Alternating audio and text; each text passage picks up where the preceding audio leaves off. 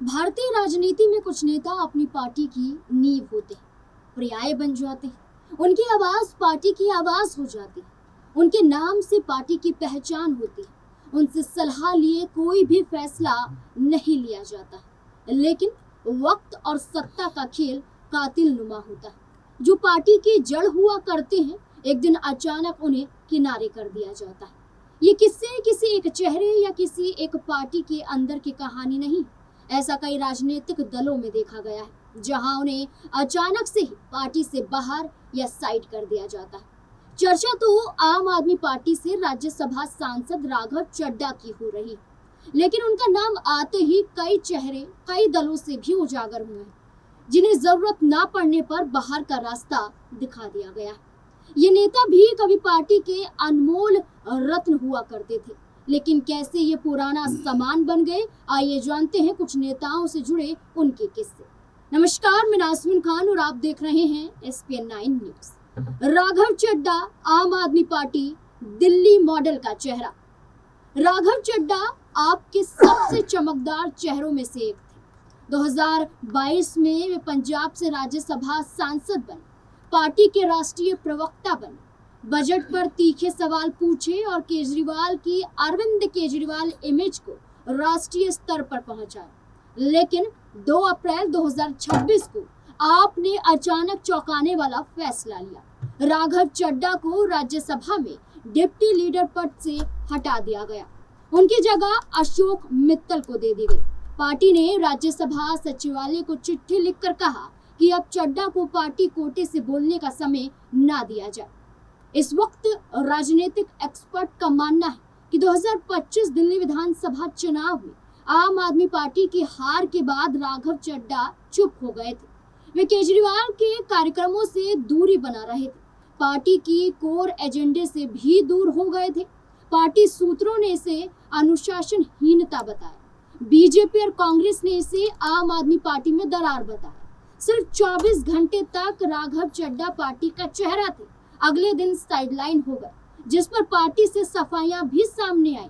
जहां संजय सिंह हो, आतिशी हो, सबने राघव चड्ढा पर आरोप लगाया और आप नेता सौरभ भारद्वाज ने वीडियो जारी कर खुलासा ही। राघव भाई, अभी आपका वीडियो देखा, हम सब लोग अरविंद केजरीवाल जी के सिपाही हैं और हमने तो एक ही बात सीखी थी, जो डर गया समझो मर गया। हम सबको तो लोगों के मुद्दे उठाने थे, सरकार की आंख में आंख डाल के। पिछले कुछ दिनों में हमने देखा, जो भी कोई सीरियस मुद्दे सरकार के खिलाफ उठाता है, सरकार से प्रश्न पूछता है, लोगों की बात करता है, सरकार डिक्टेटर की तरह उसको तमाम सोशल मीडिया पर बैन कर रही है। चाहे वो ट्विटर हो, चाहे वो फेसबुक हो, चाहे वो यूट्यूब हो, सब जगह बैन किया जा रहा है। FIR दर्ज कराई जा रही है, मुकदमे किए जा रहे हैं। सरकार को इससे कोई फर्क नहीं पड़ता कि कोई सॉफ्ट PR अपनी पार्लियामेंट में करे, क्योंकि पार्लियामेंट में एक छोटी सी पार्टी का बड़ा लिमिटेड टाइम होता है। उसमें अगर कोई समोसों की बात उठा रहा है तो उससे ज़रूरी है कि देश के बड़े मुद्दों की बात उठाएं। पूरे देश में हमने देखा, हर राज्य में चुनाव से पहले सही लोगों के वोट काटे जाते हैं और नकली और झूठे वोट बना के सरकार पूरी बेईमानी के साथ सिस्टम पे कब्जा करके चुनाव जीत रही है। वेस्ट बंगाल में भी यही हो रहा है। अभी सारे विपक्षी पार्टियों ने CEC को इम्पीच करने के लिए मोशन लाना चाहा, आपने उसको साइन करने से मना कर दिया। जब भी कोई मुद्दा हो जिसके ऊपर अपोजिशन वॉकआउट करती है, आप वॉकआउट नहीं करते हैं। पिछले कई अरसे से मैंने देखा, आपने कोई भी मुद्दा सदन में नहीं उठाया जिसमें आपने प्रधानमंत्री या भारतीय जनता पार्टी की सरकार से प्रश्न किया हो। ऐसे डर की राजनीति कैसे चलेगी? हम लोगों को पंजाब के मुद्दे उठाने हैं, जहां से आप चुन के आते हैं, आप वो मुद्दे भी उठाने से घबराते हैं। अभी गुजरात में पार्टी के करीब 160 कार्यकर्ताओं को झूठे मुकदमों के अंदर उनके ऊपर FIR दर्ज की गई, कईयों को गिरफ्तार किया गया, आप उस पर भी चुप रहे। तमाम नेता हमारे जेल में थे। अरविंद केजरीवाल जी को बतौर चीफ मिनिस्टर सरकार ने एक झूठे मुकदमे में गिरफ्तार कर लिया। आप उस समय भी जो है देश में नहीं थे, आप कहीं जाके छिप गए।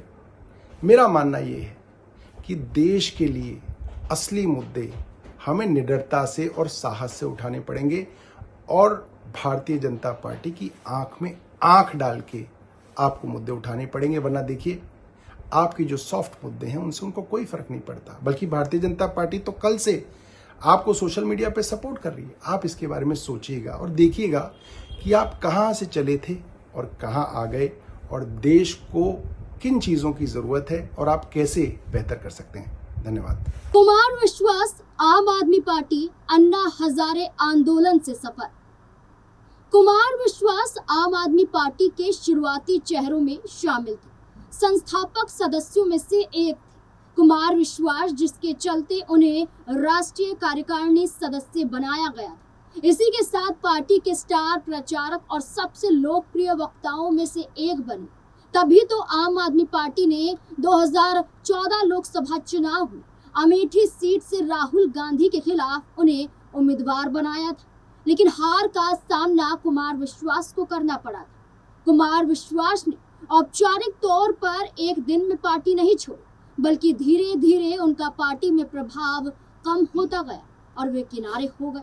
इसके पीछे मुख्य कारण बताया गया, जिसमें नेतृत्व से टकराव बताया गया। 2015 के बाद आंतरिक राजनीतिक, राज्यसभा टिकट विवाद, खुले मंच से आलोचना, ये सब शामिल था।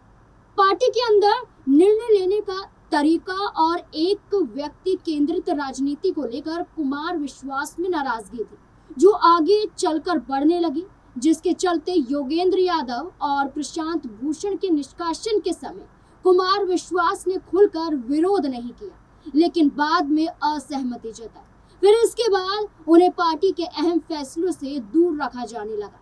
बड़ा कारण बना राज्यसभा सीट। कुमार विश्वास को उम्मीद थी कि उन्हें राज्यसभा भेजा जाएगा, लेकिन पार्टी ने अन्य नेताओं को भेजा, जिससे उनका असंतोष बढ़ गया। धीरे धीरे कुमार विश्वास कई बार सार्वजनिक रूप से पार्टी नेतृत्व की आलोचना करने लगे और अंत में पार्टी छोड़ने का फैसला कर लिया। साल 2018 के बाद से आम आदमी पार्टी से पूरी तरह से कुमार विश्वास अलग हो गए। आरसीपी सिंह जेडीयू नीतीश कुमार के सबसे करीबी। आरसीपी सिंह नीतीश कुमार के सबसे भरोसेमंद सहयोगी थे। 2020 में वे जेडीयू के राष्ट्रीय अध्यक्ष बने। 2021 में केंद्रीय इस्पात मंत्री बने। वे नीतीश का राइट हैंड माने जाते थे, लेकिन 2022 में नीतीश ने उन्हें राज्यसभा का टिकट देने से इनकार कर दिया। फिर उन पर भ्रष्टाचार के आरोप लगे। 6 अगस्त 2022 को जेडीयू ने उनसे सफाई मांगी और उसी दिन आरसीपी सिंह ने पार्टी छोड़ी। उन्होंने कहा, नीतीश कुमार के साथ 30 साल का रिश्ता था, लेकिन अब खत्म है। नीतीश ने उन्हें गद्दार नहीं कहा, लेकिन पार्टी ने साफ कर दिया, अब कोई जगह पार्टी में उनके लिए बची नहीं है। आज वे जेडीयू से बाहर हैं। संजय जोशी बीजेपी, आरएसएस का चाणक्य। संजय जोशी बीजेपी और आरएसएस के पुराने योद्धा थे। 1990 के दशक में वो गुजरात बीजेपी के महासचिव बने और संगठन को मजबूत किया, लेकिन 2005 में एक सीडी कांड के बाद उन्हें हटा दिया गया। 2011 में नितिन गडकरी ने पार्टी में उनकी वापस एंट्री कराई, लेकिन दरार भर नहीं पाई। तब गुजरात के मुख्यमंत्री रहे नरेंद्र मोदी इस फैसले से खफा नजर आए कि क्यों उन्हें फिर से भारतीय जनता पार्टी में ले लिया गया। आखिरकार 8 जून 2012 को संजय जोशी ने बीजेपी से इस्तीफा दे दिया। 2014 के बाद वे पूरी तरह साइडलाइन हो गए। 2015 में उनके जन्मदिन पर पोस्टर लगाने वालों को पार्टी ने नोटिस थमा दिया। आज भी वे बीजेपी के लिए क्लोज चैप्टर हैं। गुलाम नबी आजाद, कांग्रेस 50 साल की सेवा। गुलाम नबी आजाद कांग्रेस के सबसे बड़े चेहरों में से एक थे। जम्मू कश्मीर से राज्यसभा सांसद, स्वास्थ्य मंत्री और कांग्रेस महासचिव रहे। 2022 में राहुल गांधी की एक व्यक्ति एक पद नीति और पार्टी में सलाह मशवरे की कमी का जिक्र करते हुए 26 अगस्त 2022 को उन्होंने 5 पेज का पत्र लिखकर कांग्रेस छोड़ दी। उन्होंने सोनिया गांधी को खत में लिखा, राहुल गांधी ने पार्टी का परामर्शी तंत्र नष्ट कर दिया है। फिर आजाद ने अपनी पार्टी डीपीएपी बनाई, लेकिन कांग्रेस में वे पर्याय थे, आज साइडलाइन हो गए हैं। दिनेश त्रिवेदी, टीएमसी, ममता की सरकार में मंत्री। दिनेश त्रिवेदी तृणमूल कांग्रेस के वरिष्ठ नेता थे। और वे रेल मंत्री भी रह चुके हैं। 2021 में पश्चिम बंगाल चुनाव से पहले 12 फरवरी 2021 को उन्होंने राज्यसभा से इस्तीफा दे दिया। उन्होंने कहा, बंगाल में हिंसा और घटनाएं सहन नहीं हो रही। इस्तीफे के बाद उन्होंने मोदी की तारीफ भी की। ममता बनर्जी की टीएमसी में वे पुराने विश्वास पात्र थे, लेकिन अचानक किनारे कर दिए गए। राज ठाकरे शिवसेना बाल ठाकरे के भतीजे। राज ठाकरे शिवसेना के सबसे आक्रामक चेहरे थे, लेकिन 2003 में उद्धव ठाकरे को कार्यकारी अध्यक्ष बना दिए जाने के बाद राज ठाकरे को अपमान महसूस हुआ। 27 नवंबर 2005 को शिवाजी पार्क जिमखाना में भावुक भाषण देते हुए उन्होंने शिवसेना छोड़ दी। उन्होंने कहा, मैं सिर्फ सम्मान मांग रहा था, मुझे सम्मान नहीं मिला अपमान। बाद में उन्होंने एमएनएस बना। 20 साल बाद भी वे शिवसेना से साइडलाइन चेहरा है। आजम खान समाजवादी पार्टी रामपुर का बादशाह। आजम खान समाजवादी पार्टी के सबसे ताकतवर चेहरे थे। वे रामपुर से 7 बार एमएलए और मंत्री भी रह चुके, लेकिन 2020 से कई केसों में जेल भेजे गए आजम खान का सफर धीरे धीरे खत्म होने के कगार पर पहुंचने लगा। फरवरी 2020 में फर्जी पैन कार्ड केस में सजा हुई, फिर नवंबर 2025 में 7 साल की सजा हुई। जेल में रहते हुए सपा ने उन्हें साइडलाइन कर दिया। अखिलेश यादव ने आजम खान को लेकर कहा था, पार्टी फैसला करेगी। जेल में रहते हुए समाजवादी पार्टी में उनकी सक्रिय भूमिका कम हो गई। कुछ रिपोर्ट्स में परिवार ने शिकायत की कि अखिलेश यादव ने जेल के दौरान ज्यादा समर्थन नहीं दिखाया। रामपुर में पार्टी की कमान दूसरे नेताओं को सौंप दी गई।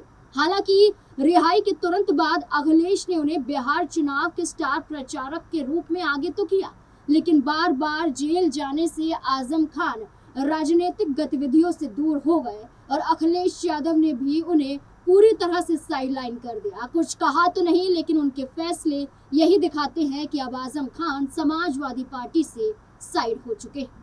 इन नामों के साथ लिस्ट यही नहीं खत्म हो जाती है, बल्कि ये लिस्ट लंबी है, जिन्हें गिनते गिनते समय लग जाएगा। लेकिन इन कुछ नामों से ये साबित जरूर हुआ कि ये गेम सिर्फ एक नेता या एक दल तक नहीं सीमित है, बल्कि ये बताता है कि जब जब आपका कद आपकी पार्टी में सबसे ऊपर जाएगा, तब तब आपको साइडलाइन कर दिया जाएगा। आज जो चेहरा है, कल वो पुराना हो जाएगा। ये नेता याद दिलाते हैं कि पार्टी हमेशा व्यक्ति से ऊपर नहीं होती, लेकिन कभी कभी व्यक्ति को ही कुर्बानी पार्टी के लिए देनी पड़ती है।